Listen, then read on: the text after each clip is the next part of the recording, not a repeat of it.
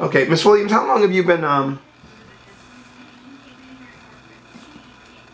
working on the struggle as regarding your husband's situation in Lake County, Florida? And what city is it? That is Tavares, Florida. It happened November the 4th, 2010. At approximately 3 o'clock in the afternoon on the Florida Turnpike. He was in town because for my birthday, he purchased me a car, a Mercedes-Benz. So he came into town from his office in Tallahassee to finish the paperwork on the car. So that's the reason why he was back in West Palm Beach. He had rented a rental car to come here. And that was the night before the incident happened. He came into town. When my husband is on the road, which he travels all over the United States, he always called me and let me know how he's doing and if everything is okay on the road.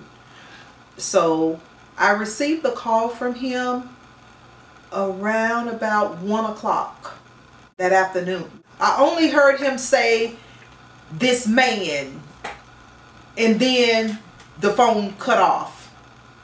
And I'm like, what is going on? But I could tell it was something going on by the way he was saying "this man."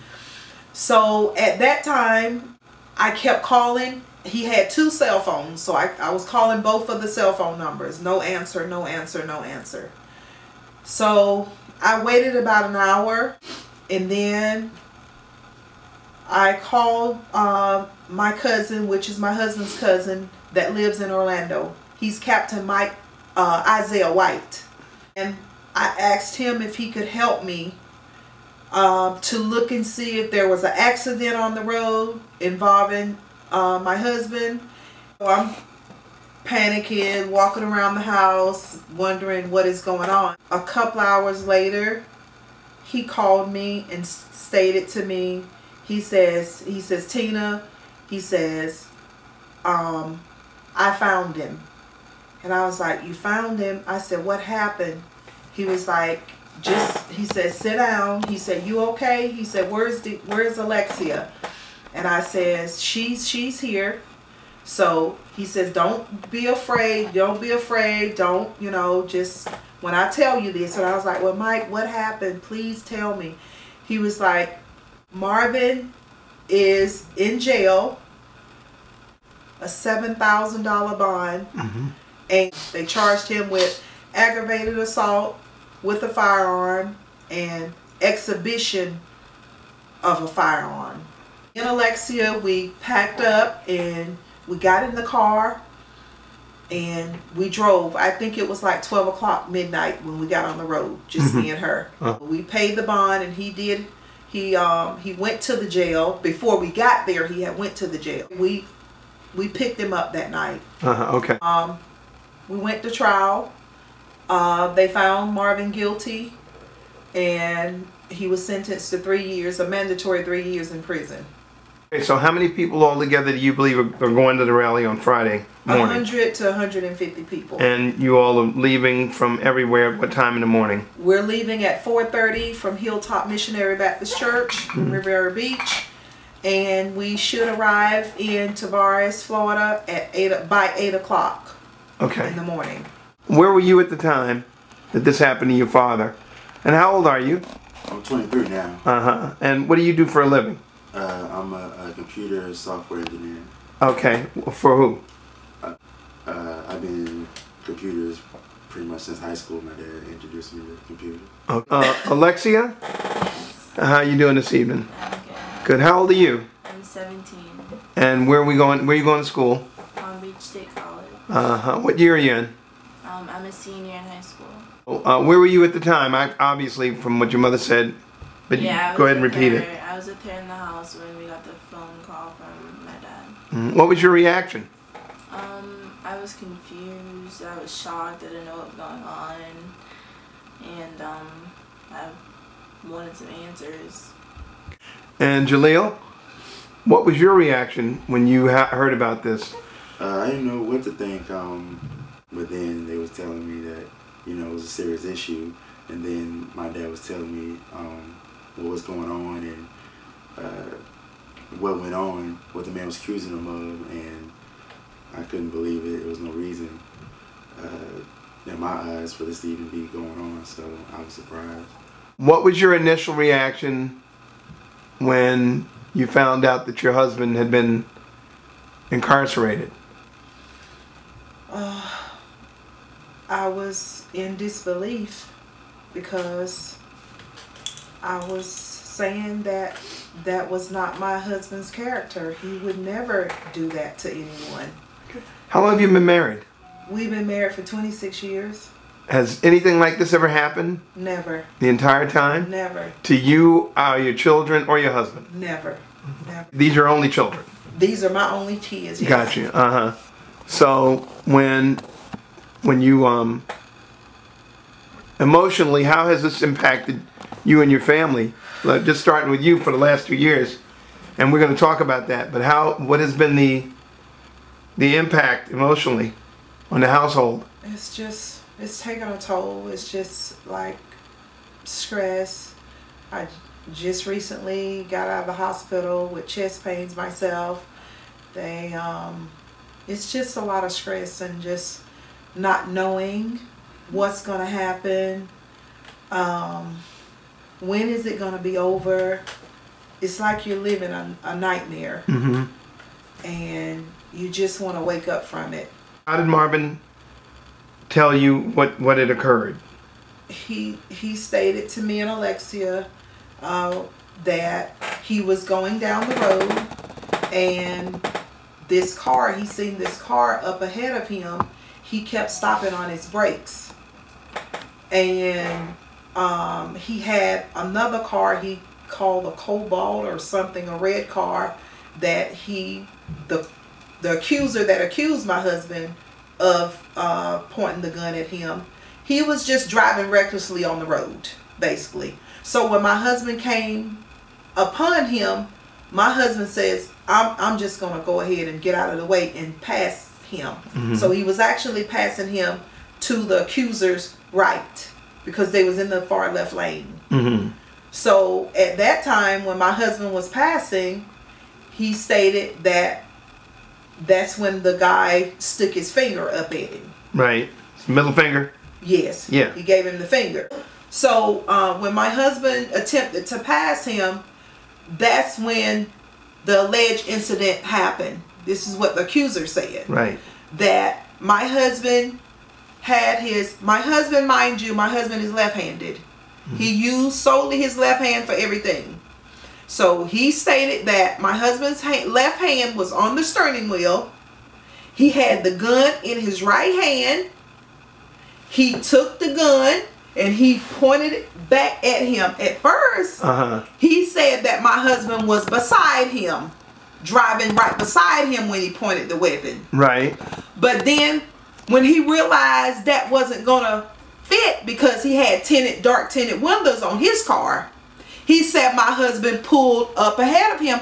All of this happened supposedly while driving 70, 75 miles per hour on a busy highway. Mm-hmm. This is what was stated by the highway trooper and the accuser. Mm-hmm.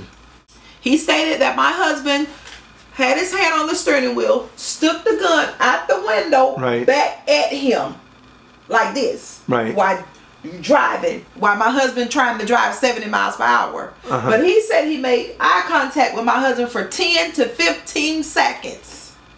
Now this is the accuser. This is the accuser saying all of these things. My husband said he just proceeded, after he gave him the finger, he just proceeded he didn't know what color he was. He didn't know what color the man was. He couldn't tell whether he was... He couldn't tell if he was black or white because of the dark tinted windows. Right. At that time, my husband said he proceeded on his way. Mm-hmm. But then he said something told him to look in his rearview mirror and he seen the man following him. Mm-hmm. And he's like, what is this crazy man following me for? Right. So my husband said he drove like 10 or 15 miles. Wow. He says, and then he just decided, said, well, this man is crazy. I'm going to go off the exit and see if he'll just go on about his business. Right. But he didn't.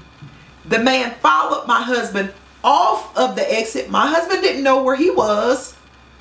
But he followed my husband off this exit. The long exit is what my husband explained. It was a long exit. Right. And he pulled up behind my husband. So I think it was maybe 10, 15 seconds. Yeah. When my husband had stopped on the side of the road, that's when the state trooper came. State trooper came into, beknownst to my husband, the accuser had called Florida Highway Patrol. Right. He didn't call 911, he called Florida Highway Patrol. Okay. So at that time, my husband said that was only one Florida Highway Patrol that was there. So when he got out of his car, he told the accuser, because the accuser was behind my husband's car. So he told him to, waved him to pull his car in front of Mr. Williams' car. So at that time, the state Florida Highway Patrol went to ask my husband, did he have a weapon? My husband at that time, he told him yes. He said, well, where is it? He said it's in the glove compartment. The state trooper went around onto the passenger side, reached in and got the weapon out of the glove compartment. Right. Okay. Now, at that time, my husband says once the officer got the weapon out, he secured the weapon. He put it in his car. And by this time, my husband said other troopers came to the scene. Okay. And it was 5 troopers at the scene at that time. And they started asking my husband's questions, where he was going. Did he remove, when the last time he removed the gun, when the last time he had his hand on the weapon. My husband says that when I put that gun in that glove compartment, I never removed that gun from that glove compartment. Officers got the gun from the first officer that arrived on scene, and he showed it to the accuser and asked him, is this it? Is this the weapon? So at that time, I think he says, he didn't tell him, I think that's the weapon. He told Chambers that because he was showed the weapon twice while at the scene. So they told him to make to write up a statement. And at that time, Chambers, which is the arresting officer that decided to arrest Mr. Williams, he asked Mr. McBride, which is the accuser, that he needed to add to his statement after he showed him the weapon. Because on his initial statement, he just said a black gun. But after he saw the weapon, then he can go in more detail how the gun looks. During trial, they brought a ballistic person there, and they were saying, well, how many guns, give us a percentage of the guns that are black. She said 90-something% of all guns are black. So he needed that distinct look of that gun to get it to be believable. But he only mentioned the silver barrel of that gun after he was showed the weapon at the scene on 2 occasions. Deposition, the Florida Highway Patrol and both of the Florida Highway Patrol stated that they did show him the weapon. Right. He asked him after he showed him the weapon, he told him to add to his statement about the silver barrel. Okay. No shot was fired. There was no damage done to either vehicle. No. Okay. And come to find out, they did know him. They knew him by the numerous stops that he had. He has a record a mile long, driving without license, suspended license, drug trafficking, manufacturing drugs, impersonating a police officer, oxycodone, carrying a concealed weapon without a permit. But yet, no one believed Mr. Williams. He stated his report today, his deposition, was less accurate than his police report. He was charged with fraud also. This accuser, he has a charge of fraud.